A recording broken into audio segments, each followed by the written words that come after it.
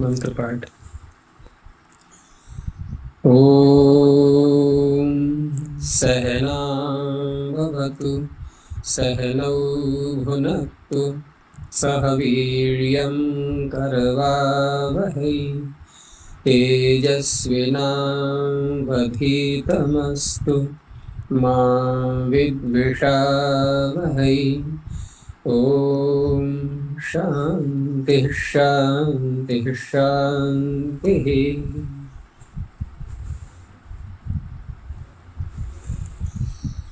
काशिका की 215वीं कक्षा,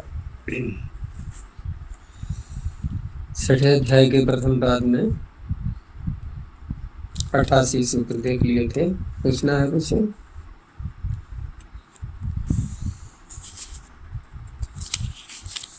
जी संख्या 545। 545।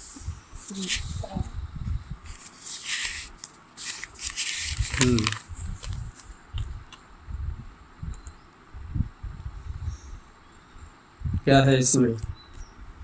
जो अंतिम वाक्य है एकस्य एव हि स्यात् नवमे सप्तमे पंचमे युगपत् प्रकल्पितः। 545 में तो काशिका है ही नहीं। 43। अच्छा है। हाँ, एक पूर्व प्रयोग की बात हो रही थी कि पूर्व और पर दोनों शब्दों का यहाँ पर ग्रहण किया गया है। और ये क्यों किया गया है? तो उत्तर दिया कि पूर्व पर ग्रहणम द्वयोरपि युगपद आदेश प्रतिपत्त्यर्थम। जब आदेश एक आएगा और यदि पूर्व पर शब्द को न कहा जाए तो उस अवस्था में तस्मिन्निति निर्दिष्ट पूर्व से लगाएंगे तो पूर्व को होगा, तस्मादित्युत्तर से लगाएंगे तो पर को होगा। और अगर उन दोनों में भी हम विप्रतिषेधे परम कार्यम लगा दें तो उस अवस्था में फिर केवल पर को ही होगा। फिर भी यहाँ पर करना है हमें दोनों के स्थान पर एक साथ, तो उसके लिए युगपद आदेश एक साथ दोनों के स्थान पर आदेश करने के लिए पूर्व पर का ग्रहण किया गया है। आगे हेतु दिया ही है उन्होंने फिर कि एकस्यैव हि स्यात्। अगर ये ग्रहण नहीं करेंगे तो एक को ही प्राप्त होना है, न उभे। उभे क्यों नहीं है? कि सप्तमी और पंचमी दोनों परिभाषाओं की तरफ संकेत करते हुए कह रहे हैं तस्मिन् निर्दिष्टे पूर्वस्य तस्मादित्युत्तरस्य। ये दोनों जो परिभाषाओं के द्वारा नियम बताया गया था, तो उस समय सप्तमी और पंचमी दोनों एक साथ अपने अपने स्थानीय की प्रकल्पना नहीं करती हैं। वो दोनों में से एक ही लग सकता है। अब दोनों में से एक लगेगा तो वहाँ पर भी प्रतिषेध है परम कार्यम, या फिर हम सावकाश निरवकाश ऐसा कुछ देखें, अनेकों प्रकार से विचार कर सकते हैं। लेकिन दोनों को एक साथ संभव कभी भी नहीं हो सकता कि दोनों परिभाषाएं मिल करके और ऐसा कर दें कि पूर्व में भी षष्ठी हो जाए पर में भी षष्ठी हो जाए। ये संभव नहीं होता है। उसके लिए फिर आचार्य ने यहाँ पर पूर्व और पर दोनों शब्दों का ही ग्रहण कर दिया। तो ये बात यहाँ पर कही गई है। फिर एक का भी दिखा दिया है इन्होंने प्रयोजन कि आदेश पृथक पृथक न हो, दोनों के स्थान में एक साथ करेंगे तो, लेकिन दोनों का फिर हम स्थानीय अंतरतमा से अलग अलग मिलाते रहें, ऐसा भी नहीं है। दोनों के स्थान में होगा और एक ही होगा। तो दोनों ही शब्द सूत्र में सार्थक हैं फिर, क्योंकि अलग अलग करेंगे दोनों का तो स्थानीय अंतरतमा लगाएंगे। जब स्थानीय का भेद है तो आदेश का भी भेद हो जाएगा। इस दृष्टि से जहाँ स्थानीय एक जैसे हैं वहाँ तो कोई बात नहीं है, जैसे अकह सवर्ण दीर्घ आदि लगाते हैं। लेकिन जहाँ स्थानीय भेद हैं, गुण आदि कर रहे हैं हम, वहाँ पर भिन्नता आ सकती है। तो इसलिए एक ग्रहण भी सार्थक है। और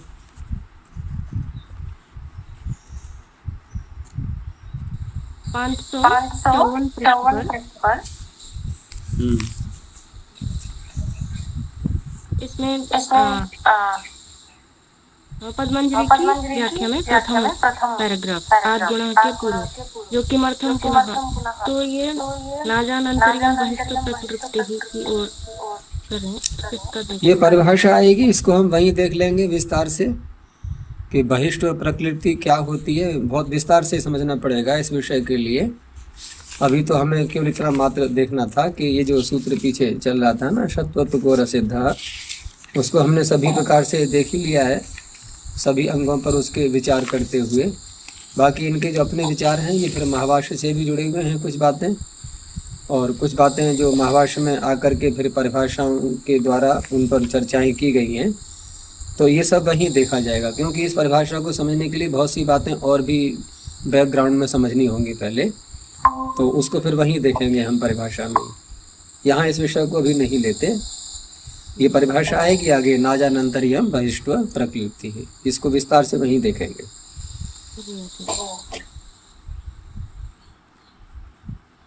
तो आगे सूत्र है एत्येधत्युत्सु, क्योंकि वृद्धि हमने पीछे प्रारंभ कर ही दी थी वृद्धरेचीचा से, और जो पीछे से जो प्रकरण चल रहा है तो आद गुणा से आद शब्द आगे भी जाएगा अनेकों सूत्रों तक, तो उसको तो साथ में जोड़ते हुए चलना है। इधर पीछे से अची भी आ रहा है इकोणची से, वो भी बहुत दूरी तक जाएगा, लेकिन उस अची का संबंध कहीं कहीं पर यदि सूत्र में अलग से प्रत्याहार कह दिया गया तो वहाँ अची का कोई संबंध नहीं जुड़ पाता है, जैसे कि वृद्धरेची में था। जहाँ नहीं कहा है वहाँ पर हम अची को जोड़ लेंगे। अब इस सूत्र में भी ऊपर से एची की अनुवृत्ति आ रही है, तो यहाँ भी अची का संबंध नहीं लगेगा, लेकिन आद का संबंध यहाँ जुड़ जाएगा। तो कहा वृद्धिरेचि इति वर्तते आद इति च तद एज ग्रहणम। अब यहाँ ऊपर से हमने एज कहा, सूत्र में जो शब्द दिए हैं परे रहने वाले, एति, एधति और ऊठ, स्पष्ट है कि ऊठ के साथ तो कोई संबंध जुड़ेगा ही नहीं एज का। अब रही बात एति और एधति, तो इसमें से यदि हम देखें तो एधति स्वरूप से ही एज आदि है।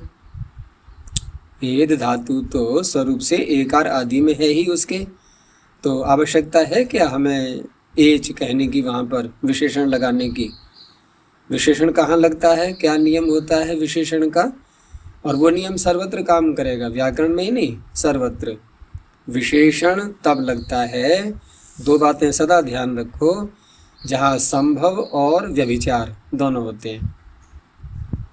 केवल संभव केवल व्यभिचार तो विशेषण लगेगा ही नहीं। जहाँ दोनों की संभावना होती है वहाँ विशेषण लगते हैं। अब एध धातु में संभव तो है, एकार है, वहाँ पर एज लगा सकते हैं हम, लेकिन व्यभिचार दिखाएं पहले हम। दोनों बातें होनी चाहिए, यानी बिना एच के एध, आदि में एच न हो ऐसी एध हमें मिलेगी नहीं। तो अब केवल मात्र एच का संबंध कहाँ रह गया? इण धातु के साथ में रह गया। इसे हम गुण कर लेते हैं तो एच का संबंध जुड़ जाता है, जहाँ गुण नहीं करेंगे वहाँ नहीं होगा। तो अब कहा गया कि जहाँ गुण हो करके ए बन जाता है उसी इण धातु को लेना है। तो तद एतद एज ग्रहणम एतेरेव विशेषणम, इण धातु का ही विशेषण बनेगा ये। न पुनः एधते, क्यों? अव्यभिचारात ऊठष्ट, हाँ अव्यभिचारात हो गया, और ऊठष्ट असंभवात, बाद संभव ही नहीं। जहाँ संभव व्यभिचार दोनों होते हैं वहाँ होता है।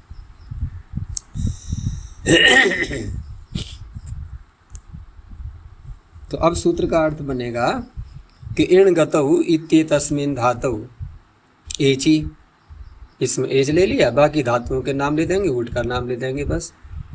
एध वृद्धौ इत्येतस्मिन् ऊठी च पूर्वम यद वर्णम, शैली वही है, पूर्वम यद वर्णम ततश्च परोयो अच, दोनों ले लिए, तयोः पूर्व परयोः अवर्णाचो स्थाने वृद्धिरेकादेशो भवति।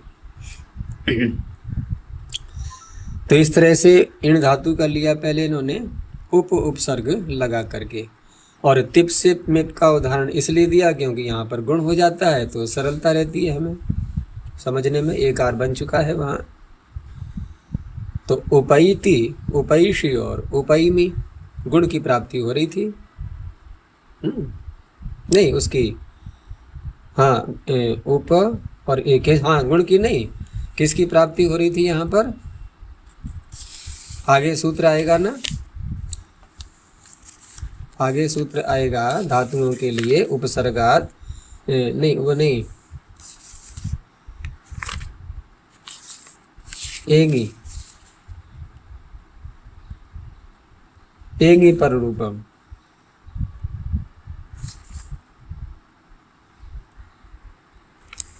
हाँ एंगी पर रूपम जो आएगा ना आगे, तो वहाँ पर जो पर एंग पर रहते पर रूप का आगे आए, तो इसलिए यहाँ पर वृद्धि की प्राप्ति कराई गई। अगर इसके रूप चलाएं हम उपसर्ग पूर्वक इन धातु के लट लकार में, अभ्यास करना जरा, बोलो क्या बनेगा रूप? लट लकार के रूप बोलो सोच करके।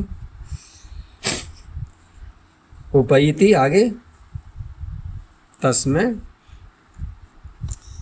तस्मै गुण है, उपेतः, हाँ उपेतः, क्योंकि वहाँ पर गुण तो होना नहीं है इन धातु को, लेकिन इनका तो गुण हो जाएगा उप और ई का आद गुणा से। तो उपैति उपेतः, आगे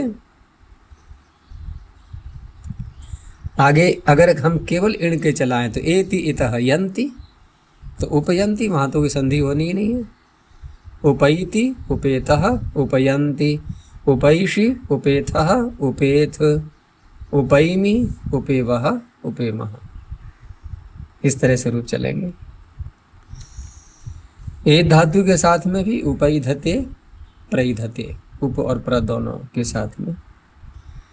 और ऊठ का उदाहरण दिया है इन्होंने पृष्ठौहः, तो पृष्ठौहः 3 स्थानों पर बन सकता है, प्रथमा द्वितीया का बहुवचन, पंचमी का एक वचन, षष्ठी का एक वचन।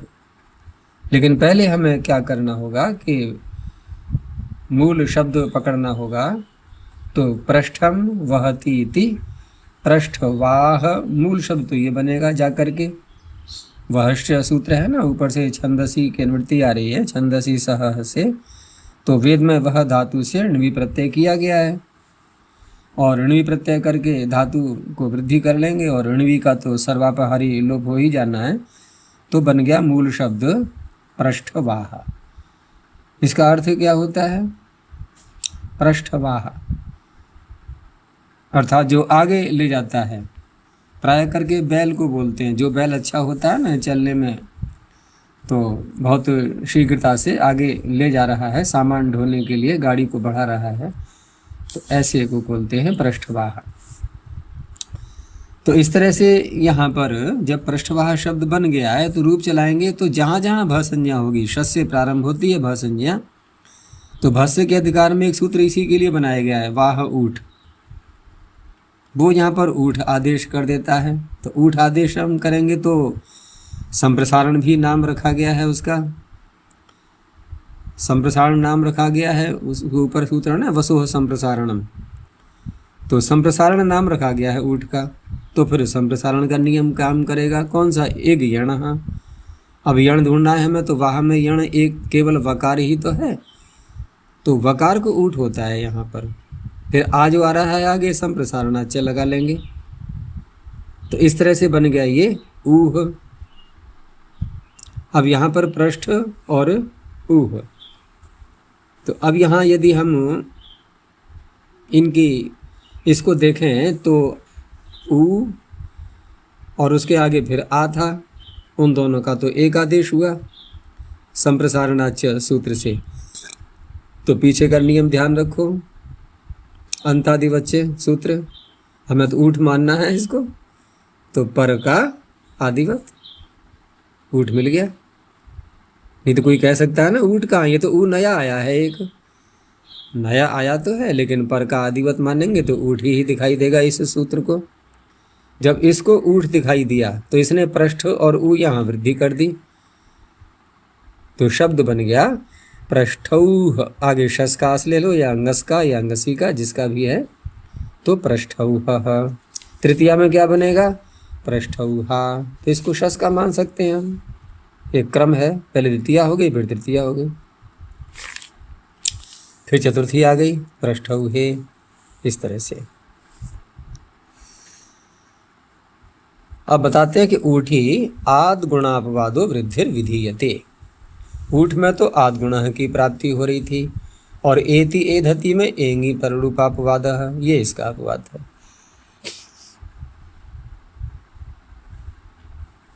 अब यहाँ पर एक बात विचार करने की है कि ये सूत्र इत्यधत्युर्सु गुण का अपवाद हो गया, ठीक है। एंगी पर रूपम का इसका भी अपवाद हो गया, क्योंकि सूत्र इसके आगे आएगा ही ये। फिर कहा कि आगे उसके एक सूत्र और आएगा, ओ मांगोश्च। पहले तो आएगा एंगी पर रूपम, उसके बाद आएगा ओ मांगोश्च। एक क्रम है उनका दोनों का। तो एंगी पर रूपम का तो अपवाद हुआ ये, लेकिन ओ मांगोश्च का अपवाद नहीं मान रहे हैं ये। तो क्यों नहीं मान रहे हैं? हम कैसे ये निर्णय करेंगे कि क्यों नहीं है उसका अपवाद? ओ मांगोश्च इत्येतत्तु पर रूपम न बाध्यते। ओ मांगोश्च से प्राप्त होने वाला पर रूप नहीं बांधा जा रहा है। तो ओ मांगोश्च क्या कहता है? ओम और आंग, ओम शब्द और आंग, तो इनको जब लाएंगे हम तो उस अवस्था में क्या करता है वो? एंगी पर रूपम से पर रूपम की अनुवृत्ति आ रही है। यानी कि अवर्णांत से आगे यदि ओम और आंग आता है तो पूर्व पर के स्थान पर रूप एक आदेश होता है।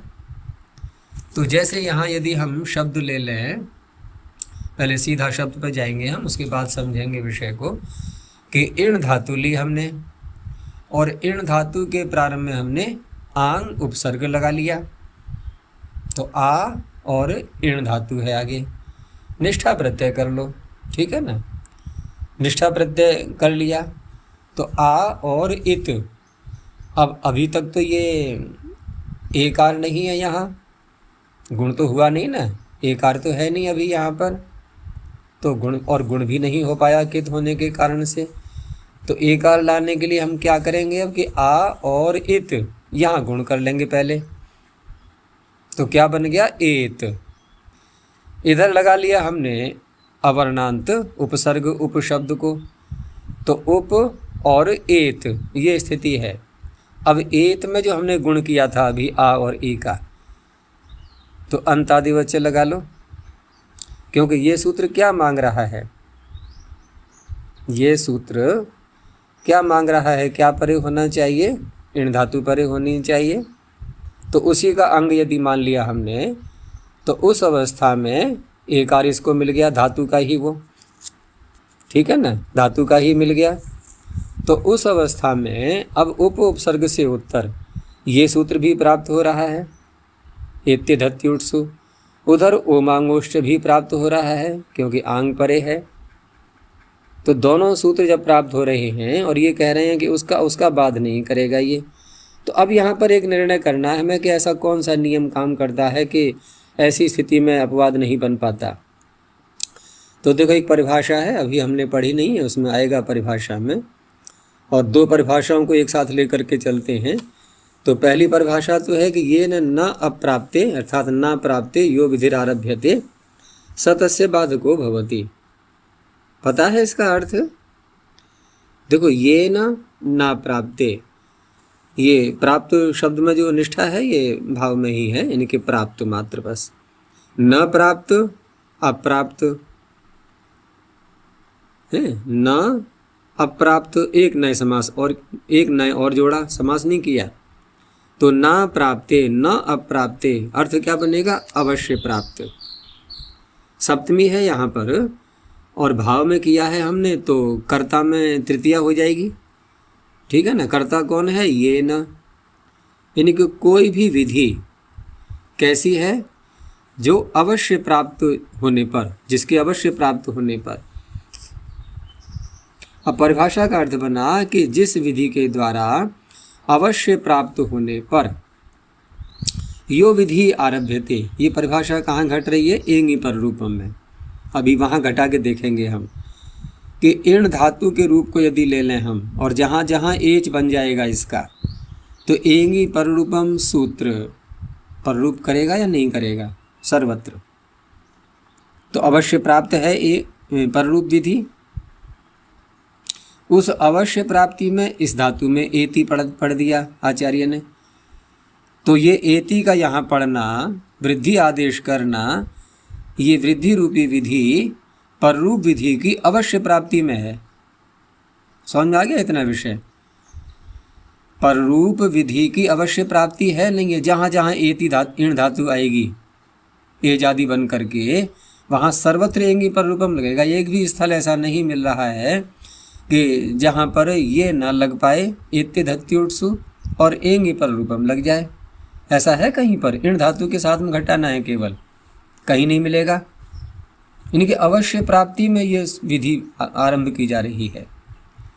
तो ये परिभाषा कहाँ लगती है कि ये न प्राप्ते, जिस विधि के अवश्य प्राप्त होने पर सती सप्तमी है, यो विधि आरभ्यते, एक अलग विधि कोई आरंभ की जा रही है। स तस्य बाधको भवति। ये स कौन है? जो नई विधि आरंभ की गई है। वो तस्य कस्य, जो कि अवश्य प्राप्त है, उसका बाधक बन जाती है वो। तो इस तरह से ये वृद्धि विधि पररूप विधि की अवश्य बाधक बनेगी। अब इसका दूसरा तात्पर्य क्या निकाला जाएगा इस परिभाषा का? दूसरा निकाल के देखो। अब इसको कुछ और तरह से बोलेंगे ना, दूसरा तात्पर्य क्या निकलेगा इसका? जिस विधि की अवश्य प्राप्ति यदि नहीं है, अब उल्टा बोलेंगे ना हम, अवश्य प्राप्ति यदि नहीं है तो उस अवस्था में जो नई विधि है वो बाधक नहीं बनेगी उसकी। समझ में आ गया? अब देखो ओमांगोष्ठ सूत्र, उसका उदाहरण यदि हम देखें उस सूत्र का, तो वहाँ देखो आ ऊढ़ा ओढ़ा ऐसे करके उदाहरण दिए ना। आ ऊढ़ा ओढ़ा, फिर अद्य ओढ़ा अद्य ओढ़ा। यहाँ इण धातु है क्या?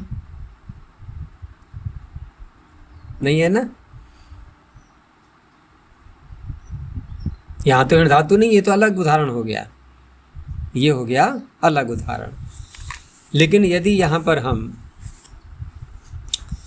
इसको देखें इण धातु को निष्ठा प्रत्यय करके, तो निष्ठा प्रत्यय करके यहाँ पर हमने आंग उपसर्ग जो लगाया है इण धातु से पूर्व, तो आ एतः और गुण करके बनाया हमने पहले एतः। अब इधर आ रहा है उपसर्ग, तो उस अवस्था में देखें हम तो ये सूत्र भी प्राप्त हो रहा है और ओमांगोष्ठ भी प्राप्त हो रहा है। लेकिन ओमांगोष्ठ के लिए तो अन्यत्र भी आंग उपसर्ग का अवकाश मिल ही चुका है, मिल चुका है नहीं? आ ऊढ़ा आदि में, ओढ़ा में अद्य ओढ़ा अद्य ओढ़ा। और इसको अवकाश कहाँ मिल गया है?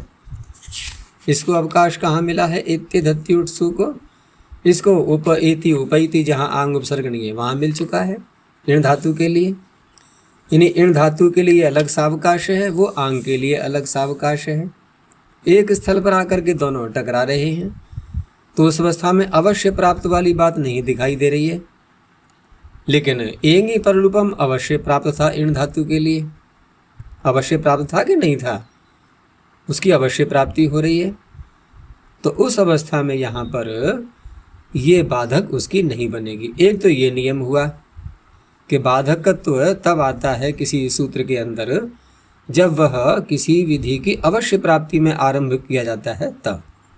अच्छा, ये अवश्य अपवाद हुआ ना, हाँ, इसका अपवाद बनाइए, तभी तो अपवाद बनेगा। अपवाद और बाधक एक ही बात हो गई। बाधक ये मैंने कहाँ बोला अभी? ये तो बाद में बोलूँगा ना। अभी तो हम एक परिभाषा से ही निर्णय कर रहे हैं। अभी हमने जिस परिभाषा से निर्णय किया वह परिभाषा है ये न प्राप्ते यो विधिरारभ्यते स तस्य बाधको भवति। हमारा कार्य पूरा हो चुका है, निर्णय हो चुका है। अब ये कह रहे हैं कि एक अन्य परिभाषा भी है जिसकी हम सहायता ले सकते हैं चाहें तो। दूसरी परिभाषा को देख करके इन्होंने क्या कहा? इति वा, अथवा इसके द्वारा निर्णय कर लो अगर ये अच्छी लग रही है तो। कौन सी अच्छी लग रही है? अच्छा जी, दूसरी परिभाषा उसको लगाने के लिए पहले इसको बाधक नहीं बनाना नहीं पड़ेगा। नहीं ना, कुछ नहीं, कुछ नहीं, दूसरी से मतलब ही नहीं बा, वो एक अलग परिभाषा है। कहने का तात्पर्य यहाँ तो हम दो दो तरह से निर्णय कर सकते हैं। होता है ना, कहीं कहीं दो दो तीन तीन उपाय मिल जाते हैं हमें एक ही कार्य को करने के लिए, साधन के रूप में ले लें, कहीं भी ले लें कि हाँ चाहे इससे कर लो, चाहे इससे कर लो, चाहे इससे कर लो, और अच्छा लगता है तो, और अच्छी स्थिति बन जाती है, वहाँ तो प्रबलता हो जाती है कि चलो इतने इतने सारे निर्णय करने के लिए तैयार हैं यहाँ पर, तो ये कार्य तो होना ही है। अब एक ही होता है, थोड़ा कमज़ोर लगता है, एक ही है, बहुत गड़बड़ है, कहीं ए प्लान और बी प्लान दोनों चाहिए ना, सी प्लान भी चाहिए फिर तो यहाँ एक बी प्लान और दे दिया है इन्होंने कि पुरस्ताद अपवादा अनंतरान विधीन बाधनते नोत्तरान। वैष्णवी माइक बंद कर लेना।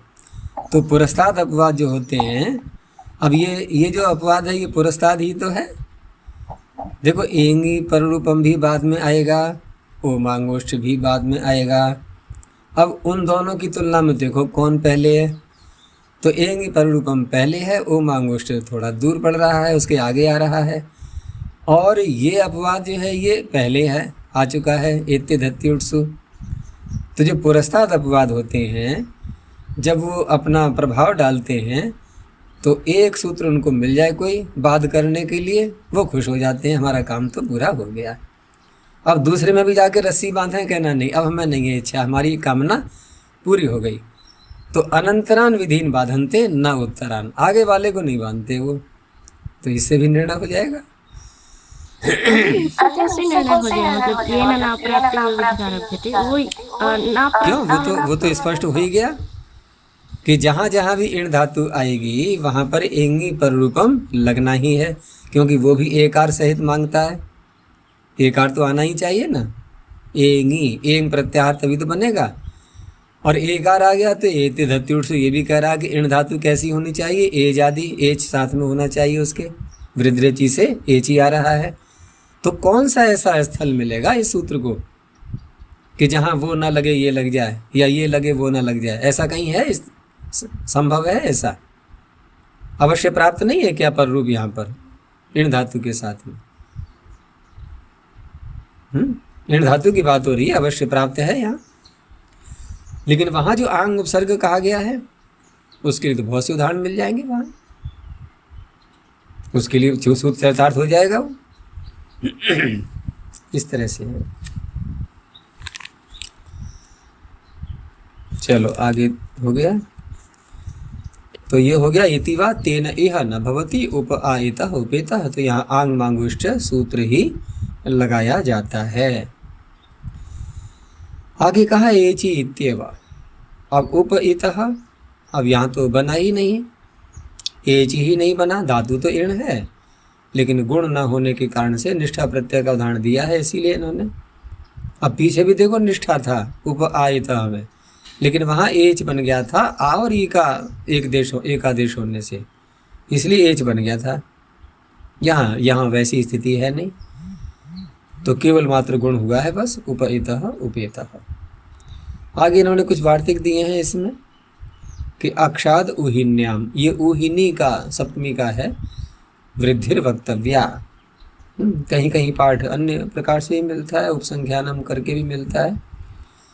तो अक्षाद अक्ष शब्द से उत्तर, अब इस सूत्र से तो संबंध वैसा नहीं, यहाँ एच इत्यादि नहीं लेंगे हम, क्योंकि परे रहते उहिनी कह दिया तो उसी को लेना है। तो अक्ष शब्द से उत्तर उहिनी आएगा, तो वृद्धि कहनी चाहिए। ये जो शब्द आता है ना उहिनी, तो वैसे देखें तो ये शब्द कैसे बनेगा यहाँ पर? उहिनी यदि बनाना चाहें तो उसमें धातु कौन सी ले सकते हैं? वह धातु से नहीं, ऊह धातु से बनाएंगे। हाँ, ऊह धातु से ही, लेकिन ये एक अलग अर्थ में आता है शब्द, और साथ में अक्ष शब्द जुड़ जाता है जब, तो अक्षौहिणी जो है ना एक सेना का नाप है, एक परिमाण है। इतिहास में ये शब्द उपलब्ध होता ही है, और इसमें पहला प्रायः ऐसा माना जाता है कि इसमें रथ और हाथी जो है ना ये बराबर संख्या में होते हैं। जितने रथ होते हैं उतने ही हाथी होते हैं। इसमें उसको माना गया 21,870 इतने ही तो रथ होंगे, इसमें इतने ही हाथी भी होंगे। अब घोड़े इसमें ज़्यादा होते हैं। घोड़े जो है इसका डबल कर लेंगे, उससे भी आगे निकल जाएंगे, यानी कि तिगुने से भी ज़्यादा है। तो घोड़े माने गए हैं इसमें 65,610। और पैदल सेना वो एक अलग होती है इसमें, वो उसकी संख्या फिर लाख तक पहुंच जाती है, 1,09,350। ये सब मिला करके पूरा एक नाप माना गया है अक्षौहिणी। लेकिन इस शब्द की संगति हम कैसे लगाएंगे? तो अक्ष क्या होता है? देखो, रथ का जो धुरा होता है ना वो अक्ष होता है, और मुख्य तो वही है। रथ सबसे मुख्य होते हैं, हाथी इतने मुख्य नहीं होते हैं, क्योंकि हाथी पर जगह कम होती है। रथ में क्या होता है, कुछ धनुष चलाने वाला, जो हथियार चलाने वाला स्वतंत्रता से खड़ा हो सकता है, वहाँ बहुत सारा सामान भी रख सकता है। हाथी में इतनी सुविधाएं नहीं होती हैं। लेकिन हाथी यह है कि हाथी खुद भी सहायता करता है प्रहार करने में, इतना मात्र है। रथ स्वयं तो सहायता करेगा नहीं, लेकिन रथ का महत्व होता है तो अक्ष शब्द उसी के साथ में जोड़ दिया गया है। यानी अक्षय ही ऊह्यते, ऐसे विग्रह कर सकते हैं हम कि अक्ष के द्वारा जिसको आगे ले जाया जा रहा है। अब ऊ धातु वैसे तो वितर्क अर्थ में आती है, लेकिन यहाँ इसी अर्थ में लेना पड़ेगा उसके लिए, और आवश्यक अर्थ में यहाँ पर हम ऋणी प्रत्यय कर सकते हैं। आवश्यका धमरणयोर ऋणी ही, और उसके बाद फिर समास कर लेंगे दोनों का। कर्तृकरण कृता बहुलम से कर सकते हैं, क्योंकि अक्ष में हम कर्ण में तृतीया लेकर के आए हैं। तो ये सूत्र यहाँ पर मात्र वृद्धि करने के लिए है। नकार को णकार भी करना होगा, वो भी हो जाएगा अक्षौहिणी। आगे एक अन्य वार्तिक दिया है, इसमें 2 शब्द आ रहे हैं ये, और इसमें से एक शब्द, इसमें वो श्लोक सुना होगा, एक महाभारत का है ना, कि एक राजा से प्रश्न किया गया था ना, तो कि भाई तुम्हारे राज्य में किस किस प्रकार के लोग हैं, कैसे रहते हैं प्रजा में, प्रजा कैसी है। तो उन्होंने क्या उत्तर दिया था, बहुत प्रसिद्ध श्लोक आता है वो, कि न में स्तेनो, याद है, न में स्तेनो जनपदे न कदरियो न मद्यपः ना हिताग्निर न वैरी स्वैरी स्वैरिणी कुतः। तो देखो, स्वैरिणी शब्द ही बना रहा है वार्तिक। उनका कहने का तात्पर्य यह था कि मेरे जनपद में, मेरे राज्य में कोई भी चोर नहीं मिलेगा। बहुत बड़ी गारंटी। कहाँ का है? अब कहाँ का है तो बताओ फिर, जब महाभारत का नहीं, कहीं का तो होगा ही। राम का लग रहा है मुझे। चलो उनका सही। तो मेरे जनपद में, मेरे राज्य में कोई भी चोर नहीं है। कितनी बड़ी गारंटी ले रहे हैं वो, है न कदरिया न मद्यपः, कोई भी दोष नहीं है, कहीं पर भी कोई भी दोषी नहीं मिलेगा। और यहाँ तक कहा उन्होंने कि अनाहिताग्नि कोई नहीं है, जो यज्ञ न करता हो, जिसने अग्नि का आधान न किया हो, आहिताग्नि न हो, ऐसा भी कोई नहीं है। और न कोई स्वेच्छाचारी है, जो मन मर्जी करता है कि मेरी मर्जी जो कुछ भी है, ऐसा नहीं। न स्वैरिणी होता है, वो महिला के लिए स्त्रीलिंग में, ऐसी कोई स्त्री भी नहीं मिलेगी इस प्रकार से स्वेच्छाचारिणी। तो वहाँ ये शब्द आए हुए हैं। तो ईर धातु से बनाएंगे हम इसको, ईर से घाय प्रत्यय करके तो ईर बन जाएगा, और गति अर्थ में आती ही है ये, तो पूरा जो जीवन का व्यवहार है वो उसमें आ जाएगा ईर शब्द में। और स्व शब्द यानी कि स्वयं के लिए आता है, तो स्वेना, तो स्वेना ईरणम स्वैरम, यानी कि अपनी ही इच्छा से करने वाला, जो करना होता है उसे कहेंगे स्वैर। ये भाव में बनाइए, जो कुछ भी करना है बस अपनी इच्छा से करना है, अपनी मन मर्जी से करना है, किसी के कहने से नहीं करना। तो ये बनेगा स्वैर शब्द। इसने क्या किया है वार्तिक ने, कि आगे तो ईर है ना, गुण की प्राप्ति हो रही है, इसने वृद्धि कर दी। अब इसी स्वैर से आगे हम फिर मतुब के अर्थ में या ऋणी प्रत्यय भी कर सकते हैं। यहाँ सुपजातो ताच्छील्य, ताच्छील्य अर्थ में, जिसका स्वेच्छाचार का स्वभाव नहीं है, तो उस स्त्री के लिए कहा जाएगा स्वैरिणी। स्त्रीलिंग में फिर ङी प्रत्यय भी करेंगे, ऋण्यभ्यो ङीप से। आचार्य ये छांदोग्य उपनिषद का है जिसमें कई उपनिषद में वर्णन तो आया है, लेकिन उपनिषद में वर्णन वो कथा कहाँ की है, बात उसकी हो रही है। वो कौन थे राजा जिनसे कहा गया था, इससे पता लग जाएगा। अश्वपति राजा से। तो अश्वपति ये कौन कौन थे उनका देखो पहले, उससे पता लग जाएगा कि कहाँ का इतिहास है ये।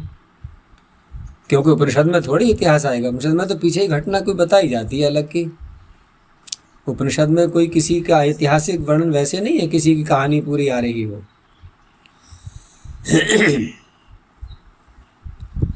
एक अन्य वार्तिक दिया है, प्राद ऊढ़ ऊढ़्य एष एष्य। प्राद ऊढ़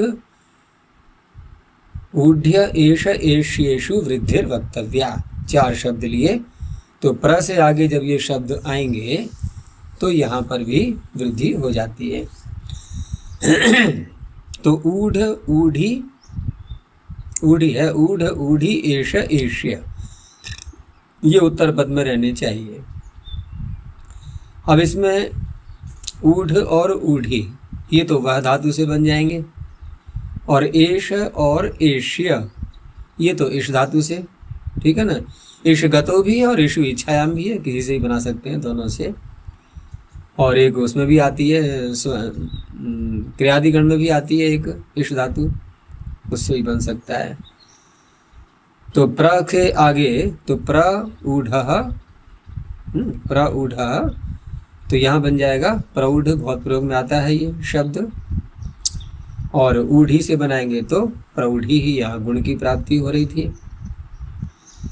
ऐसे ही इश धातु से घय प्रत्यय करके पहले एश बना लिया, और प्र के साथ में फिर प्रैषः और ण्यत् प्रत्यय करेंगे यदि इश धातु से, तो गुण करके एष्य बन जाएगा। और यहाँ वृद्धि करने के बाद फिर प्रैष्यः, तो 4 शब्द बन जाते हैं ऐसे।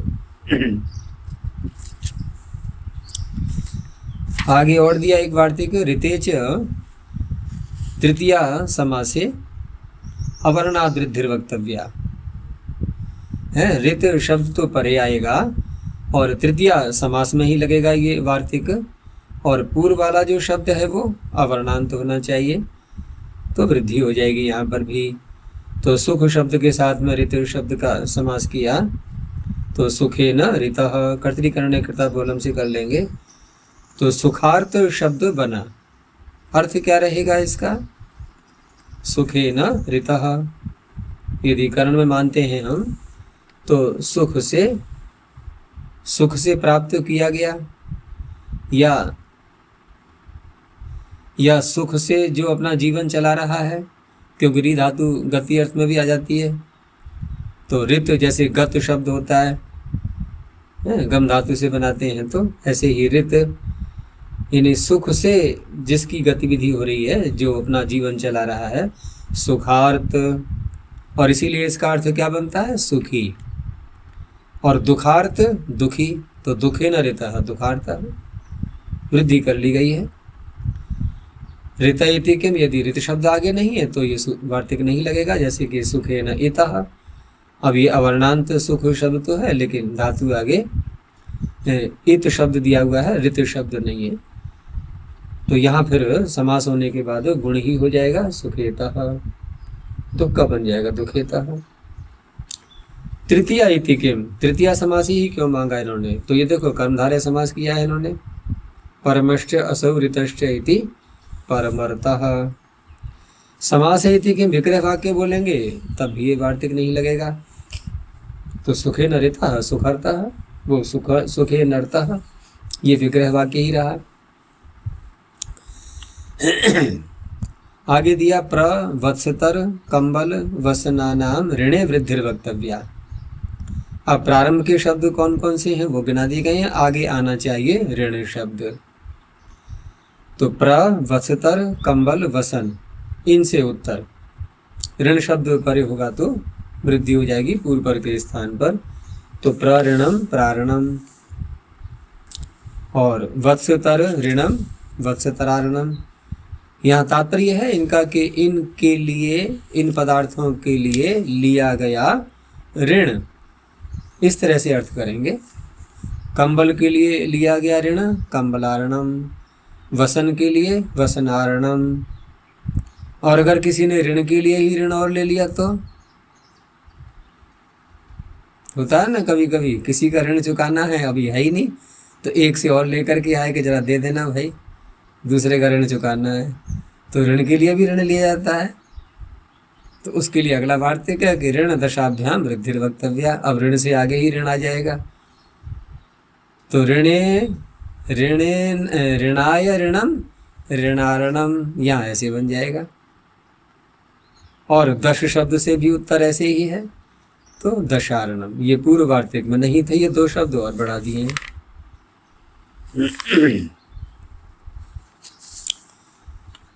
तो ये सूत्र पूरा हुआ। आगे है फिर आठश्च। बहुत लगता है ये भी सूत्र, क्योंकि 8 आगम पढ़ते ही हैं हम 8 जाति नाम सूत्र से। और अब यहाँ पर जो वृद्धरेचि से एचि चल रहा था उसको तो समाप्त कर दिया गया। एचि इति निवृत्तम अचि इति अनुवर्तते। तो यहाँ भी ऐसे ही अर्थ करेंगे। आठः परो यो अच अचि च पूर्वो या 8 तयोः पूर्वपरयोः आडचयोः स्थाने वृद्धिरेकादेशो भवति। तो धातु तो ईक्ष है और लकार इसमें लेकर के कोई इंगित लकार ही लाएंगे जहाँ पे आडागम संभव है। तो ये पहले दे दिया है इन्होंने लुंग लकार का, उसके बाद फिर लंग का दिया है, फिर लिंग का दिया है। तो अईक्षिष्ट आ ईक्षिष्ट अईक्षिष्ट, ऐसे ही आ ईक्षत अईक्षत आ ईक्षिष्यत अईक्षिष्यत, ऐसे ही उभ धातु का दे दिया है लुंग लकार का।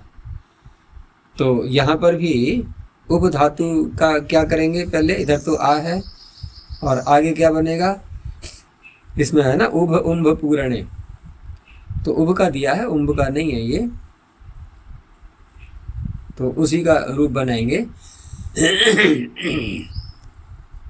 तो उसमें लुंग लकार लाएंगे और सिच तो आएगा, लेकिन अस्थि सिचो प्रत्यय से ईट भी आएगा, ईट भी आएगा, तो सिच का तो लोप हो जाएगा ईटा ईटी से। तो वहाँ भी आंग जो 8 जो आगम है उसके साथ में वृद्धि करके औभीत। और आर्ध, ये आगे दिया है इन्होंने रिध धातु का, आर्धनोत ऋधु वृद्धौ, ये लंग लकार का रूप है। और ये स्वादिगण की होने के कारण से शुनु प्रत्यय भी दिखाई दे रहा है। तो आ रिधनोत, रिध को गुण तो हो नहीं पाएगा, शुनुंगित है इसलिए, तो आर्धनोत। और उपज आर्जवे, इस धातु से भी ऐसे ही बनाएंगे, ये लुंग लकार का है औपजीत। तो सर्वत्र जहाँ जहाँ भी आठ आगम होगा वहाँ वृद्धि होती जाएगी। आगे प्रश्न ये चला कि आठष्ट में चकार की क्या आवश्यकता थी कहने की। भाई सीधा अची की निवृत्ति आ रही है, 8 से परे अच होने पर वृद्धि हो जाती है। तो चकार से अभी ये कुछ अधिक विधान के लिए उसका प्रयोजन बता रहे हैं कि चकारो अधिक विधानार्थः। अब अधिक को हम कहाँ घटाएंगे, तो कहा कि उसी ओ मांगोश्च, जो आगे सूत्र आएगा उसी का कौन सा आएगा, उस्य पदांतात् और ओ मांगोश्च। तो इति पररूप बाधनार्थ, ये दोनों सूत्र पररूप करने वाले हैं। तो इस चकार के कारण से अधिक प्रभाव पड़ गया, सूत्र अधिक ताकतवर बन गया ये, तो उनका भी इसने बाध कर लिया। तो क्या हुआ कि जहाँ पर 8 आगम होगा वहाँ उन सूत्रों पर रोक लग जाएगी, ये अपना कार्य करेगा। जैसे आ तो इधर है ही, और आगे क्या लेंगे यहाँ पर हम, ये कौन सी धातु से बना गया है, ये क्या लग रहा है। देखो शब्द है यहाँ पर उस्र, धातु ऐसे नहीं बनेगी, ये शब्द है उस्र, और उस्र शब्द से हम सुबंत मानते हुए सुप आत्मनः कैसे इच्छा अर्थ में क्यच प्रत्यय करेंगे, और क्यच प्रत्यय करके क्यची से इकार करके तो धातु बन जाएगी सनातनता धातु से उस्त्रीय, ये धातु बनी। अब उस्त्रीय धातु बना करके अब इसे लकार ले आओ, तो कौन सा लकार लाएंगे? इन्होंने बनाया है औश्रियत, तो औश्रियत में उस्त्रीय है तो लंग लकार का ही लग रहा है ये, तो और तो कोई है ही नहीं। तो लंग लकार में यहाँ क्योंकि धातु तो बनी ही गई है ये, और धातु है अजादि, तो आड़ जादी नाम से आडागम भी आएगा इधर। उस आ का और आगे जो उस दिखाई दे रहा है हमें, यहाँ पर सूत्र कौन सा प्राप्त हो रहा है? उससे पदांतात, उससे पदांतात प्राप्त हो रहा है क्या? वो तो उस पर रहते कहता है, ये उस कहाँ है? यहाँ ये उस कहाँ है? ये तो उस्र शब्द है ना,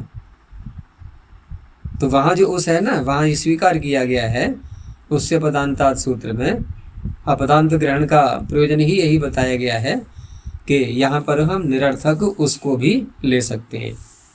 तो निरर्थक उस होने के कारण से उससे पदांतात सूत्र की प्राप्ति हो रही थी, लेकिन आटस्य सूत्र ने उसको भी रोक करके वृद्धि यहाँ पर कर दी औश्रियत। ऐसे ही ओंकार शब्द का ले लेंगे यहाँ पर, तो ओंकार शब्द में कौन प्राप्त हो रहा था? ओमांगोष्ठ्य, क्योंकि ओम शब्द आ गया ना इसमें, तो ओंकार शब्द से भी नाम धातु बना करके कैस प्रत्यय करके रूप चलाएंगे, तो औंकारियत, यहाँ भी आडागम होगा, इसने वृद्धि कर दी। तो ये तो हो गया उसका उदाहरण, और एक हो गया आंग का, वो ओम का। अब रह गया आंग का। ओमांगोष्ठ में आंग भी तो है, तो आंग का दिखाया। तो आंग में पहले ऊढ़ जो शब्द बनाया था ऊढ़ा, और ऊढ़ा के साथ में फिर आंग उपसर्ग जोड़ दिया, तो आंग उपसर्ग जोड़ करके क्या बन गया? आ ऊढ़ा ओढ़ा। ये तो हो गया गुण अलग, यहाँ तक कोई समस्या नहीं थी। लेकिन अब ऊढ़ा शब्द से नाम धातु बनाते हुए और फिर ताम ऐच्छत सुपात्मना कैसे कैस प्रत्यय कर लिया। अब धातु कौन सी बन करके आई? कौन सी बनी? ओढ़िया, ओढ़िया। अब इसका लंग लकार का रूप बनाया, तो फिर आड़ जादी नाम से आडागम होगा। अब यहाँ पर ओमांगोष्ठ की प्राप्ति हो रही है, क्योंकि आंग उपसर्ग है, तो ओमांगोष्ठ को बाध करके आटष्ट ने यहाँ पर वृद्धि कर दी, औढ़ियत। ये चकार के प्रयोजन हो गए। आगे है उपसर्गाद रीति धातु, बहुत लगता है सूत्रीय। अब यहाँ जो उपसर्गात शब्द है और पीछे से आद गुणा से आत भी आ रहा है, तो आद बन जाएगा उसका विशेषण, यानी अवर्णांत उपसर्ग लिए जाएंगे। अब तो आद इत्येव अवर्णांतात उपसर्गाद ऋकारादौ धातु परतः पूर्व प्रयोग स्थाने वृद्धि एकादेशो भवति। तो इस तरह से वृद्धि एकादेश करेगा, ऋकारादि धातु परे रहते। अब इस अवस्था में देखें तो सर्वत्र ही आद गुण सूत्र की प्राप्ति होनी है, तो उसका ये माना जाएगा अपवाद। इसीलिए कहा कि आद गुणापवाद। तो उपरिछति उपाढ़ति प्ररिछति प्राढ़ति उपरिधनोति उपाढ़नोति उपसर्गादिति किम। अब अवर्णांत यदि उपसर्ग को हटा दें तो सारे ही अवर्णांत शब्द आ जाएंगे, उपसर्ग भी आ जाएंगे, बात उसकी नहीं हो रही है। तो उस अवस्था में खट्वा शब्द भी आ जाएगा, माला शब्द भी आ जाएगा। तो खट्वा रिछति माला रिछति, यहाँ पर भी वृद्धि प्राप्त होने लगेगी, लेकिन यहाँ तो गुण ही करना है। तो खट्वर क्षति मालर क्षति। एक शब्द और दिया इसमें कि प्रगता ऋक्षका अस्मात् देशात्। ऋक्षक शब्द बना लिया पहले ऋक्ष धातु से। अब ऋक्षक यहाँ ऋक्ष धातु वैसे कई अर्थों में आती है, गति है, इंद्रिय, प्रलय, मूर्ति आदि अर्थों में तो गति अर्थ में ले लें तो जैसे बंजारे वगैरह होते हैं या इस प्रकार के जो प्रायः चलते फिरते रहते हैं, उनको भी कह सकते हैं। तो ऐसा कोई स्थान, ऐसा कोई देश जहाँ से ऋक्षक चले गए हैं। तो प्रगता ऋक्षका अस्मात् देशात्, ठीक है ना, ये विग्रह दिखाया इन्होंने और समास करके हमने बना लिया शब्द प्र और आगे क्या है ऋक्षक। अब बताओ यहाँ पर उपसर्गाद रीति धातु, ये क्या कह रहा है, उपसर्ग से उत्तर ऋकार आदि धातु परे होनी चाहिए। तो धातु यहाँ पर है कि नहीं है, ऋक्षक में ऋक्ष धातु दिखाई दे रही है, ठीक है ना। तो उस अवस्था में यहाँ पर प्र ऋक्षक, तो प्र उपसर्ग है, यहाँ बात ये हो रही है प्र यहाँ पर उपसर्ग है क्या, क्योंकि उसके आगे देखना है हमें री। तो कहेंगे है तो प्र उपसर्ग, प्र पढ़ तो रहे हैं हम प्र और ऋक्षक, लेकिन प्र उपसर्ग, ये उपसर्ग संज्ञा कैसे होती है, क्रिया के योग में होती है ना, उपसर्ग क्रिया योग है। तो कहेंगे क्रिया है तो यहाँ ऋक्ष, क्या ये प्र इस ऋक्ष के साथ में जुड़ा हुआ है, प्र जुड़ा हुआ है गम धातु के साथ में। विग्रह कैसे किया था, प्रगता ऋक्षकाः, तो गम के साथ में उसकी उपसर्ग संज्ञा थी, ऋक्ष के साथ में नहीं है उपसर्ग संज्ञा, ठीक है ना। देखो आगे क्या है शब्द, यत् क्रिया युक्ताः प्रादयस् तम प्रतिगत्य उपसर्ग संज्ञकाः, जिस क्रिया से युक्त प्रादि होते हैं उसी क्रिया के प्रति उनका नाम गति अथवा उपसर्ग होता है। अब यहाँ गम के प्रति उपसर्ग कह सकते हैं इसको, ऋक्ष के प्रति नहीं कह सकते। तो ऋक्ष के प्रति उपसर्ग न होने के कारण से उपसर्गादृति धातु से यहाँ पर वृद्धि नहीं होगी, गुण हो जाएगा। तो प्रक्षको देशः, इस तरह से।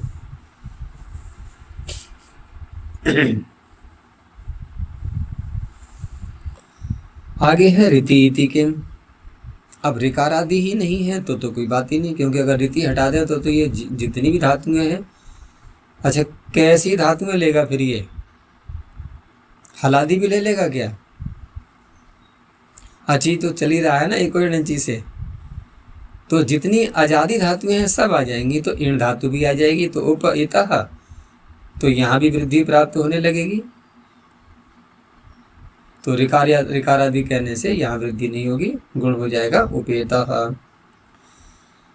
अब एक प्रश्न और उठा इसमें कि आपने कहा रीति धातु, तो ऋत में तपर करने की क्या आवश्यकता है, क्योंकि तपर करने का अर्थ यह है कि आपको डर लग रहा है कि कहीं दीर्घ ऋकार न आ जाए, वहाँ ये सूत्र वृद्धि न करने लगे। तो पूरे धातु पाठ में क्या कहीं पर रीकार आदि धातु है, सूची में देख लो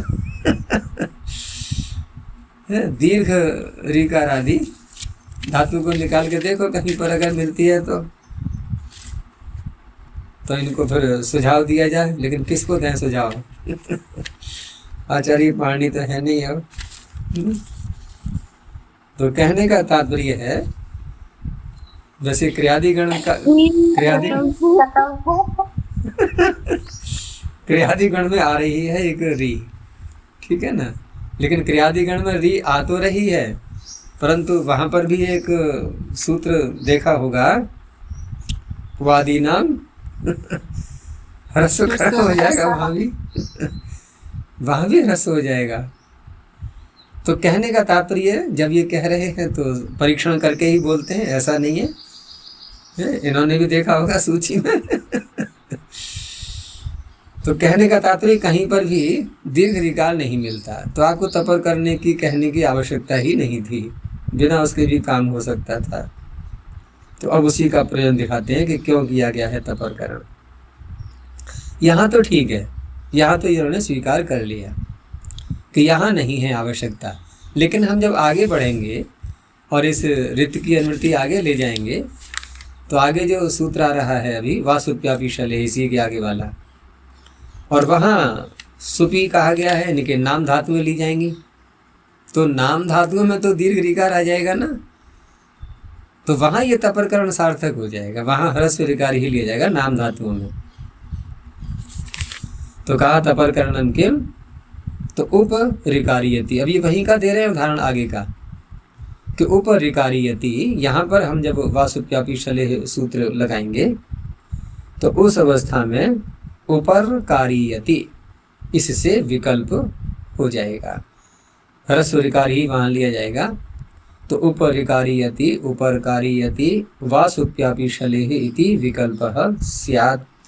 यहाँ एक अन्य तात्पर्य भी है कि देखो वासुप्यापि शलेह सूत्र ये कर रहा है विकल्प से, और उपसर्गाद रीति धातु ये कर रहा है नित्य, ठीक है ना, दोनों का अलग अलग प्रयोजन है। और ऋकार शब्द जब तक ये सुबंत है, प्रातिपदिक है, तब तक तो ये सूत्र लगना नहीं है, तब तक ये सूत्र लगना नहीं है। और उस अवस्था में उप ऋकारियति हमने जब केस प्रत्यय कर लिया, यहाँ पर ऋकारम इच्छति ऋकारियति धातु बना ली, तो धातु बना ली। अब ये उपसर्गादृति धातु ये धातु बन चुका है। अब तो धातु बन चुका है तो ये सूत्र प्राप्त हो रहा है कि नहीं, उपसर्गादृति धातु ये सूत्र प्राप्त हो रहा है उस अवस्था में। तो ये सूत्र प्राप्त हो रहा है, वासुप्यापि शलेह ये विकल्प करना चाह रहा है उसको, और हम ऋत में तपरकरण करें नहीं, तो ऋत में तपरकरण नहीं करेंगे तो उस अवस्था में ये सूत्र उपसर्गादृति धातु कहाँ कहाँ लगेगा, ये तो सर्वत्र लगेगा, फिर दीर्घ ऋकार में भी लगेगा, ह्रस्व ऋकार में भी लगेगा, दोनों में लगेगा ना उस अवस्था में। तो दोनों में लगेगा तो वासुप्यापि शलेह ये बाधक कहाँ बनेगा फिर जा करके, ये कहाँ बाधा पहुंचाएगा फिर उस अवस्था में। तो यहाँ कहने का तात्पर्य है कि जब हमने यहाँ पर तपर कर दिया तो जितने भी ह्रस्व ऋकार आदि धातुएं बनेंगी तो वहाँ तो ये सूत्र लग जाएगा, और अन्यत्र जो रहेंगे वहाँ पर वो विकल्प करेगा। लेकिन यहाँ यदि हम सर्वत्र ऋकार ऐसा ले लेंगे तो दीर्घ ऋकारों में ये लग जाएगा, और अन्यत्र फिर वासुप्यापि शलेह में विकल्प भी प्राप्त होने लगेगा। तो इस तरह से उपरिकारियति उपरकारियति वासुप्यापि शलेह इति विकल्पः स्यात्। तो इससे विकल्प ना हो जाए, ठीक है ना, इससे विकल्प ना हो जाए तो उस अवस्था में यहाँ पर अब क्या किया है इन्होंने, उपरिकारियति गुण हो गया।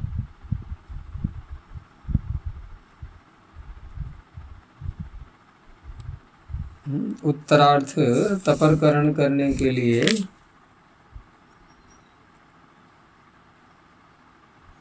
देखो उसके उदाहरण हैं उपरिषभीयति उपरषभीयति उपार्षभीयति, और उपलकारियति उपलकारियति उपालकारियति। चलो ये तो अलग हो गया।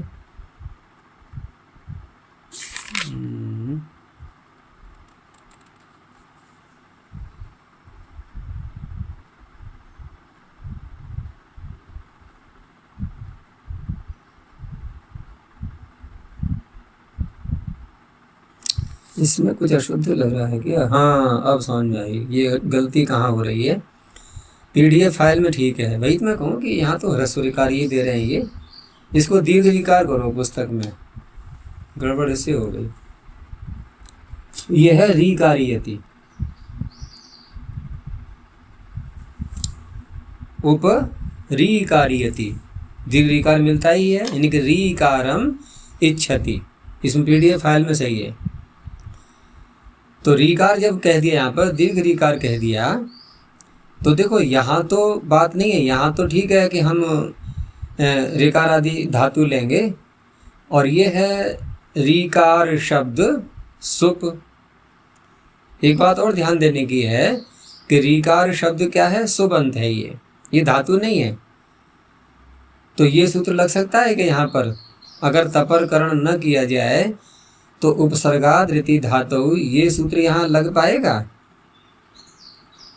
ये सूत्र लग तो सकता है, लेकिन कैसे लग सकता है, विचार करने की बात यह है। देखो अगला सूत्र नाम धातुओं को सबको पकड़ रहा है, तो नाम धातुओं की दृष्टि से वो बनेगा, इसका अपवाद बनेगा कि नहीं। ये कौन सी धातुओं को लेगा फिर, जो नाम धातुएं नहीं हैं। और तपरकरण यहाँ किया न जाए, तपरकरण यहाँ न किया जाए तो उस अवस्था में इसका तो कार्य हो जाएगा पूरा, क्योंकि दीर्घ ऋकार कहीं मिलना ही नहीं है। दीर्घ ऋकार यहाँ जो मिल भी रहा है ये नाम धातु का बना हुआ है, ये मूल धातु तो ऋकार आदि नहीं है, वो तो मूल प्रातिपदिक है, शब्द है। वो धातु जो बनी है वो है ऋकारीय। तो ऋकारीय में हम जब सनाद्यंता धातु से धातु संज्ञा करेंगे तो उस अवस्था में उसमें सुबंत का अंश आ रहा है, और सुबंत का अंश जहाँ आएगा वहाँ लगेगा फिर ये वासुप्यापी शले है सूत्र, और वहाँ हम ये ऋकार की अनुवृत्ति ले जाएं, तपर करें नहीं, तो उस अवस्था में यहाँ विकल्प करने लगेगा कि नहीं। वो ऋकारी यति में, ऋकारी यति में इस सूत्र को तो बिल्कुल जोड़ो ही मत, उपसर्गादृति धातु, ये तो मात्र लगेगा जहाँ पर मूल अवस्था में धातु ऋकार आदि है, ये वहाँ लग जाएगा। दीर्घ ऋकार इसको कहीं मिलना नहीं है धातु पाठ में, ये तो वहाँ लग जाएगा। लेकिन जब ऋकार शब्द से हम जब ऋकारीय धातु बनाएंगे तो वहाँ पर सुबंत अवयव आ चुका है उसमें ऋकार में, और सुबंत अवयव जहाँ आएगा वहाँ वासुप्यापी शलेह लगेगा, और वहाँ हम तपरकरण करके अनुवृत्ति ले न जाएं तो वो दीर्घ ऋकार में भी विकल्प से वृद्धि करने लगेगा, ये तात्पर्य है। तो उपरिकार्यति उपरकार्यति। अब यहाँ पर अगला सूत्र लगेगा नहीं क्योंकि तपर है, ये सूत्र इसीलिए नहीं लगेगा क्योंकि यहाँ पर ये नाम धातु से बना हुआ है। तो अब कौन सा होगा, गुण हो जाएगा सीधा, उपरकार्यति। आगे कहा उपसर्ग ग्रहणादेव धातु ग्रहणे सिद्धे। एक चीज और भी है कि जब हम कहीं पर उपसर्ग ग्रहण करते हैं वो धातु का आक्षेप कर लेता है। अनेकत्र ऐसी स्थितियां देखी जाती हैं, जैसे अंग संज्ञा के अधिकार में भी जब कोई हम कार्य करते हैं और वहाँ पर प्रत्यय पर रहते कोई बात की जाती है तो धातु अपने आप ही आक्षेप हो जाती है। ऐसे ही पीछे आया था ह्रस्व से प्रतिकृति तुक में, तो कृत ग्रहण किया गया था, तो कृत ग्रहण करके धातु का आक्षेप कर लिया गया था। यहाँ क्या है कि यहाँ उपसर्ग ग्रहण किया है आपने सूत्र में, तो स्पष्ट है कि उपसर्ग संज्ञा क्रिया के योग में ही होती है, धातु के योग में ही होती है, तो धातु तो फिर अर्थ आ ही जाना है। आपने सूत्र में धातु ग्रहण क्यों किया है, आपको सूत्र बनाना चाहिए उपसर्गाद रीति, बस इतना पर्याप्त था। उसका उत्तर देते हैं कि उपसर्ग ग्रहणादेव धातु ग्रहणे सिद्धे धातु ग्रहणम शाकल्य निवृत्त्यर्थम। शाकल्य की निवृत्ति के लिए है। अब शाकल्य की निवृत्ति से तात्पर्य यहाँ पर शाकल्य की निवृत्ति से क्या लेंगे, तो देखो सूत्र है ऋत्यकः, और उसके ऊपर का सूत्र देखो पहले, ऋत्यकः के ऊपर का, तो वहां से शाकल्य की निवृत्ति ले ली गई। तो ऋत्यकः सूत्र कर रहा है प्रकृति भाव शाकल्याचार्य के मत में। तो कहा कि उपसर्ग ग्रहण से यहाँ तो सिद्ध हो जाता, धातु ग्रहण सिद्ध हो जाता, फिर भी जो धातु ग्रहण किया गया है ये ऋत्यकः सूत्र से जो प्रकृति भाव प्राप्त हो रहा है ये उसकी निवृत्ति के लिए है, क्योंकि इसकी अनुवृत्ति वहां भी ले जाएंगे हम। तो ऋत्यकः इति शाकल्यस्य प्रकृति भावः प्राप्नोति, शाकल्य आचार्य के मत में प्रकृति भाव प्राप्त हो रहा है, ठीक है ना। तो उसके लिए यहाँ पर धातु ग्रहण किया गया है, तो उसका देखेंगे आगे प्रयोजन। और यहाँ जी देखना भी है, समझना है। तो जैसे हम उसके उदाहरण को किसी को लें, जैसे इन्होंने दिया है यहाँ पर न्यासकार ने दिया हुआ है, तो न्यासकार ने दिया है परार्क्षति, तो परार्क्षति में ऋक्षति आगे आ रहा है और इधर है परा, तो परा ऋक्षति इत्यत्र ऋत्यकः इति परत्वात् शाकल्यस्य मतेन प्रकृतिवत् भावः स्यात्।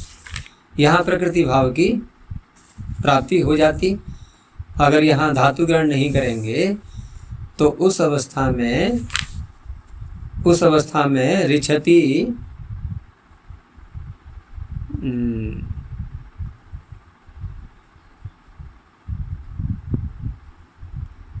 अच्छा, योग विभाग करके इन्होंने सिद्ध किया है। देखो यहाँ सूत्र क्या बन जाएगा अब कि यहाँ जो धातु ग्रहण किया है यहाँ करेंगे योग विभाग, और योग विभाग करके पहले सूत्र बनेगा उपसर्गाद रीति, ठीक है ना, इसको अलग कर दिया।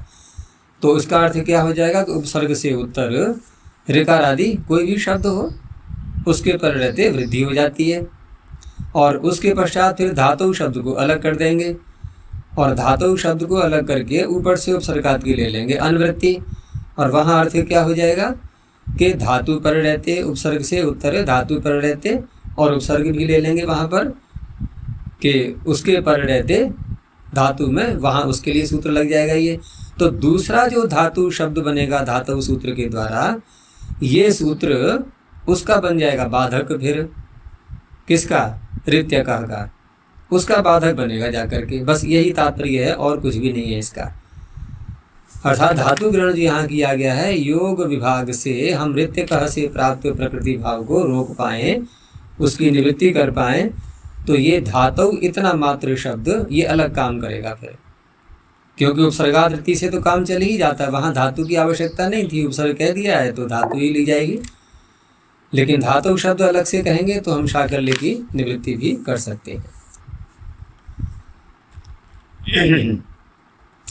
आगे है वासुप्यापिशले है। अब यहाँ जो सुपी शब्द कहा गया है और पीछे से आ रहा है धातु भी, तो इसका संबंध कैसे जोड़ेंगे हम, सुपी और धातु। तीसरी अर्थ में थोड़ा सा अंतर करेंगे अब। तो आगे बता रहे हैं कि आदित्येव उपसर्गादिति धातु इति च, ये सारे शब्द पीछे से आ रहे हैं। और सुबंतावयवे धातु, अब यहाँ अवयव शब्द को जोड़ा इन्होंने, क्योंकि बिना उसके जोड़े बात बनेगी ही नहीं। सुबंत धातु नहीं होती कभी, धातु कहा है तो सुबंत नहीं होगा। ये दोनों बातें परस्पर विरोध में जा रही हैं, क्योंकि सनाद्यंता धातु से हम जब धातु संज्ञा करते हैं उस अवस्था में वो सुबंत कोई उसमें होता ही नहीं है। अर्थात पूरा जो धातु अवयव है, धातु जिसका नाम रखा गया है, अवयव की दृष्टि से देखें तब तो अलग बात है, लेकिन क्यच प्रत्यय जो आया, मान लो यह प्रत्यय आया क्यच, ये तो धातु का भाग नहीं है। अकेला ये भी धातु नहीं है, अकेला सुबंत भी धातु नहीं है। दोनों को मिला करके एक नया धातु समुदाय का नाम धातु है। सुबंत का नाम धातु है क्या? उसका भी नाम धातु नहीं है। जैसे यहाँ हम शब्द ले लें ऋषभ, तो ऋषभ तो धातु नहीं है। अच्छा, फिर प्रश्न आया कि क्या कैस धातु है? वो भी धातु नहीं है। तो धातु कौन है? ऋषभीय। अब ऋषभीय जब धातु है तो सुबंत जितना अंश है इसमें, यद्यपि सुबंत सुब का लुप्त हो जाएगा, लेकिन प्रत्यय लक्षण मान करके हम सुबंत ले सकते हैं उसको। तो सुबंत तो धातु नहीं है। हाँ, इतना कह सकते हैं कि संपूर्ण धातु जो समुदाय के रूप में आई है उसका अवयव सुबंत अवश्य है। तो इसीलिए अर्थ में इन्होंने अवयव शब्द को जोड़ा कि सुबंतावयवे धातु, ऐसी धातु जिसमें सुबंत अवयव के रूप में विद्यमान है, उसके पर रहते। और वो कैसी होनी चाहिए? ऋकारादौ। तो सुबंतावयवे धातु ऋकारादौ परतः अवर्णान्तात् उपसर्गात् पूर्वपरयोः आपिशले आचार्यस्य मतेन वा वृद्धि एकादेशो भवति। तो ऋषभ शब्द से इन्होंने ऋषभीय पहले बना लिया, उसका फिर लट लकार में रूप बना करके उपर्षभीयति उपार्षभीयति, ऐसे ही लृकार शब्द को लेकर के उपलृकारीयति तो उपलकारीयति उपालकारीयति। अच्छा, यहाँ पर इन्होंने जब अनुवृत्ति रीति की आ रही है, ऋकारादि लिया है इन्होंने, तो लृकारादि को कैसे ले लिया? ये प्रश्न उठेगा। भाई री अलग वर्ण है, लृ अलग वर्ण है, तो उसका उत्तर दे रहे हैं कि ऋकार लृकारयोः सावर्ण्य विधि ही। ऋकार और लृकार की परस्पर श्रवण संज्ञा मानी ही गई है। ऋकार लृकारयोः श्रवण संज्ञा वक्तव्या, ऐसे भी वाक्य मिलता है ये। तो ऋकार लृकार की जब श्रवण संज्ञा मानी गई और ऊपर से री आ ही रहा है, तो अणुदित सवर्णस्य चा प्रत्यय, अण प्रत्याहार में आने वाला वर्ण अपने सवर्णों का ग्रहण कराता है, तो री ने ली का भी ग्रहण करा दिया है। यहाँ तो री का पाठ है ना, रीति, तो री ने ली का भी ग्रहण करा दिया। इस तरह से ऋकारी यति का भी प्रयोग हो गया। तो ऋकार लिकारो सावर्ण्य विधि इति रीति इति ऋकारो भी गृह्यते।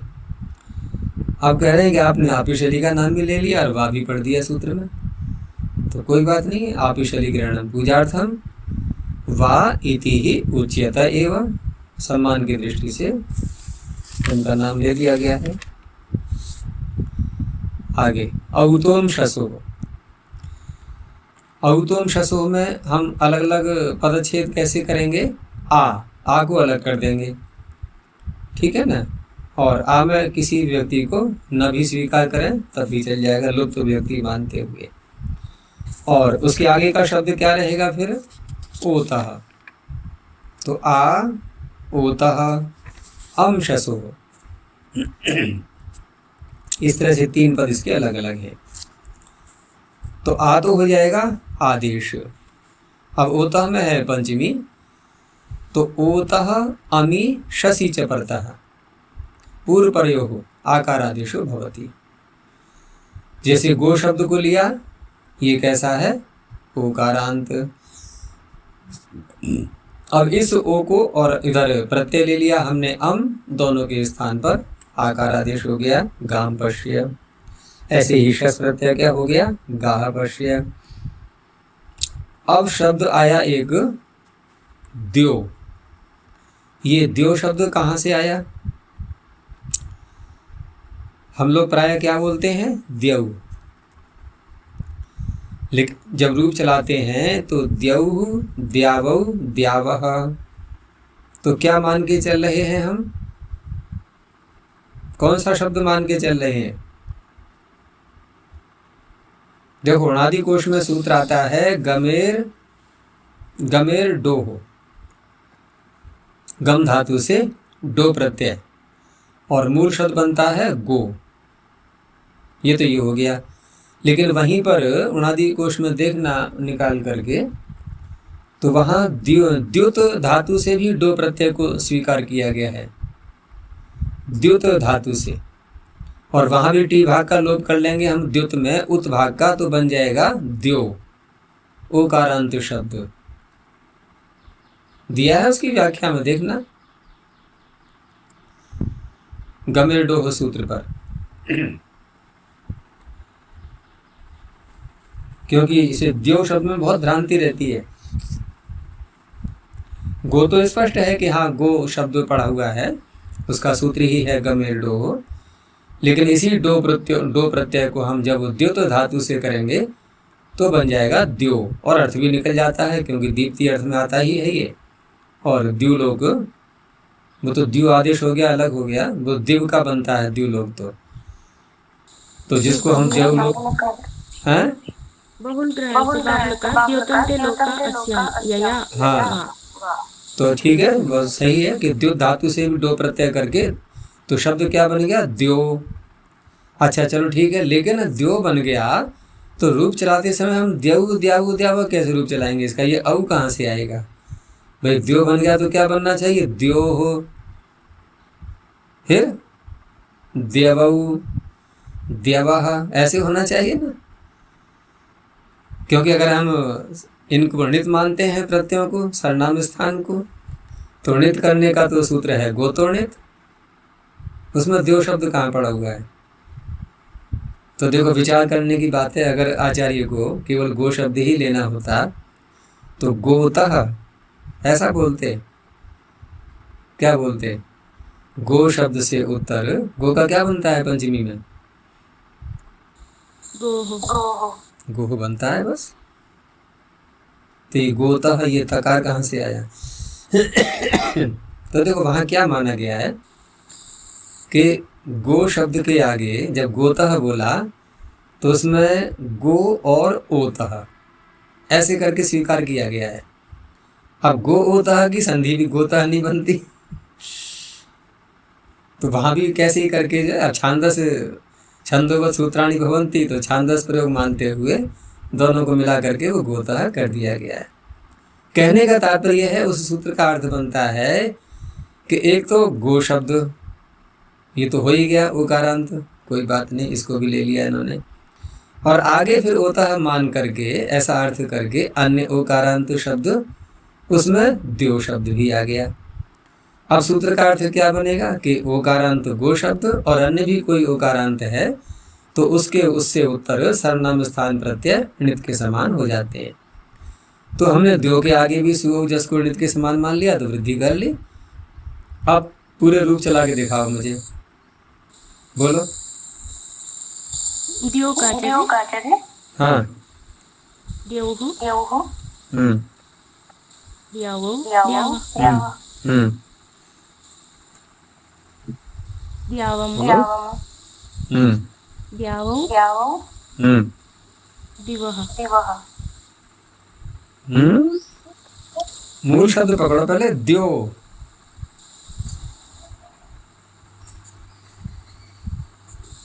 मूल शब्द का तो ध्यान रखो ना।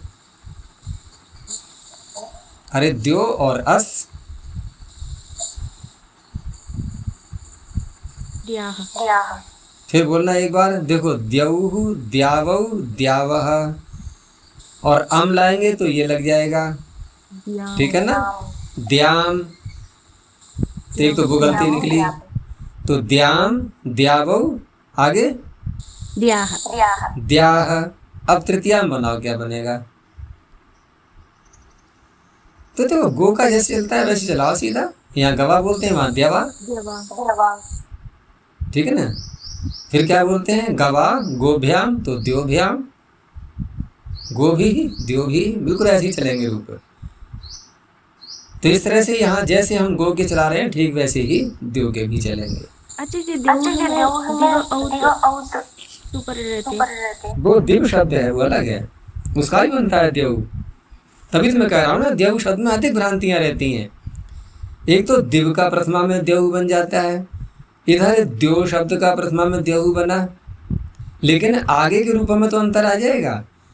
अब दिव का हम रूप चलाएंगे तो द्यौः दिवौ दिवः दिवम दिवौ दिवः दिवा, अब फिर आगे अंतर आ गया, दिव उत, अब उसको लगाओ तो द्युभ्याम द्युभिः, वहाँ दिव उत लगेगा, दिव उत अलग है, दिव औत अलग है, दोनों पृथक पृथक सूत्र हैं। लेकिन ये बात हो रही है द्यो शब्द की, तो प्रथमा के एकवचन में तो दोनों एक जैसे बनेंगे। और एक बात, हम जब वेद के मंत्रों में देखते हैं और पृथ्वी शब्द के साथ में समास करते हैं प्रायः, तो वहाँ जो समास होता है वो द्यो शब्द का नहीं होता है, वो किसका होता है, दिव शब्द का। और दिव शब्द का समास करेंगे तो वहां पर सूत्र लगता है दिवो द्यावा, वो दिव के स्थान पर द्यावा आदेश कर देता है। जहां दोनों समास करते हैं ना, तो द्यावा पृथ्वी भरमार है मंत्रों में, जहां देखेंगे वहां द्यावा पृथ्वी, वहां द्यो शब्द नहीं है। लेकिन ओम द्यौः शांति, अब यहाँ किसको लाएंगे हम, तो कोई बात नहीं, जब दिव का भी द्यो बन रहा है द्यो का भी द्यो बन रहा है, यहाँ दोनों ला सकते हैं क्योंकि एक वचन है ना ये। लेकिन अन्यों में अंतर पड़ जाएगा, अन्य वचनों में वहां द्यो का अलग रूप बनेगा, दिव का अलग रूप बनेगा।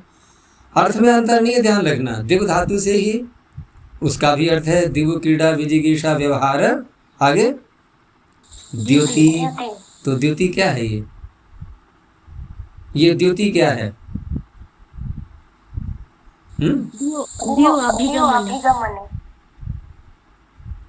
द्यो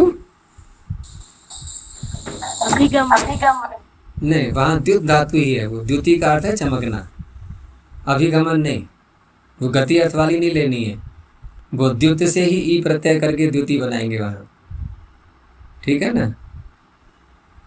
वो अरुणादि प्रत्यय ही मानना पड़ेगा।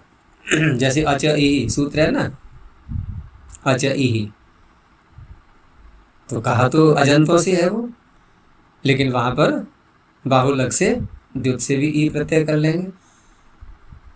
तो इस तरह से कहने का तात्पर्य है कि जहां जहां भी ऐसे शब्द आते हैं तो दिव धातु से बना हुआ दिव शब्द और द्युत धातु से बना हुआ द्यो शब्द, लेकिन मंत्रों में जहाँ आते हैं ये, जैसे द्यावा पृथ्वी कहा गया, वहाँ भी तात्पर्य वही है, द्युलोक और पृथ्वी लोक। और देहु शांति में जहाँ देहु कहा जा रहा है उसका भी अर्थ द्युलोक है, क्योंकि द्युत का अर्थ द्युत धातु से बनाएंगे तो द्युत का अर्थ आ ही गया, द्युत दीप्त। और उधर हम जब बना रहे हैं दिव धातु से, वहाँ भी द्वितीय अर्थ में आ ही रही है वो। तो इस तरह से एक ही अर्थ निकलता है सबका। तो चलो इसी की चर्चा आगे कर रहे हैं ये कि द्याम पश्य और द्याह पश्य जो धारण बनेंगे ये, तो द्यो शब्दों भी ओकारांत एवं। अब इनको क्यों कहना पड़ा है ये जो कोई बात कही जाती है विशेष रूप से, तो वहीं तो कही जाएगी जहाँ कोई संदेह उत्पन्न हो रहे होते हैं। तो द्यो शब्द में संदेह उत्पन्न होता ही है प्राय करके, तो स्पष्ट कर रहे हैं कि ओकारांत ही अलग है ये। वो दिव से हम देव बनाते हैं तो दिवा ऊत सूत्र से बनाएंगे, लेकिन ये अलग शब्द है ओकारांत। तो ततो भी परम सर्वनाम स्थानम निद इष्यते। अब इष्यते कहा है यहाँ, क्योंकि गोतोड़ने से एकदम अर्थ नहीं निकल पाता है, वहाँ भी थोड़ा हमें घुमा फिराव करके निकालना पड़ता है अर्थ, कि ओकारांत अर्थ निकालने कैसे वहाँ। तो ततो भी परम सर्वनाम स्थानम निद इष्यते। तो उस अवस्था में तेन ना प्राप्तायाम वृद्धो, ये देखो फिर आ गया वही ना प्राप्त शब्द, अवश्य प्राप्ति। तो तेन ना प्राप्तायाम वृद्धौ, अवश्य प्राप्त वृद्धि। क्यों? क्योंकि गोतोड़ित ने उसको णित के समान कर दिया। किसको? अम को या शस को? अम को या शस को? अम को।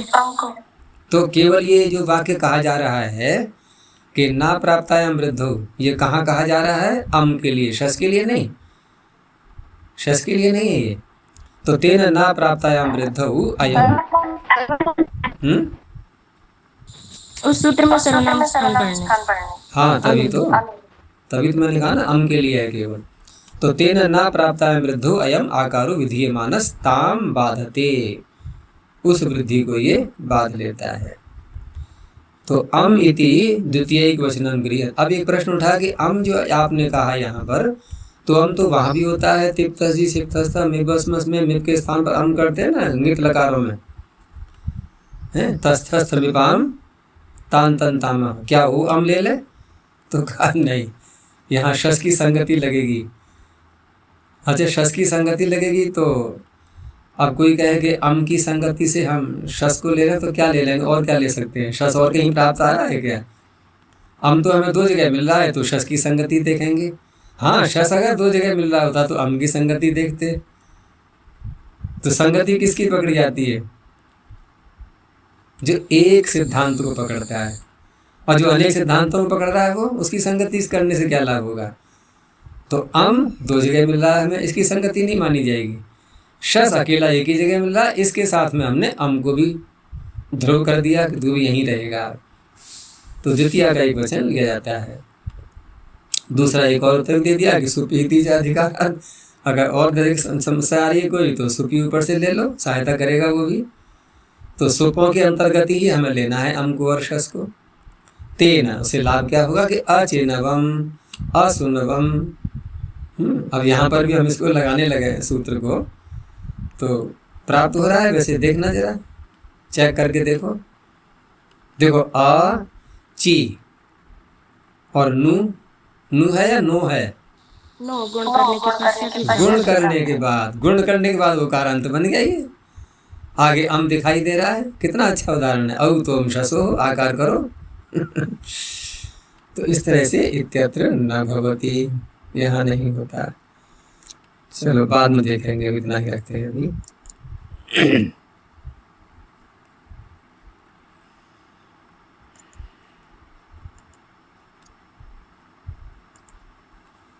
प्रणव ध्वनि।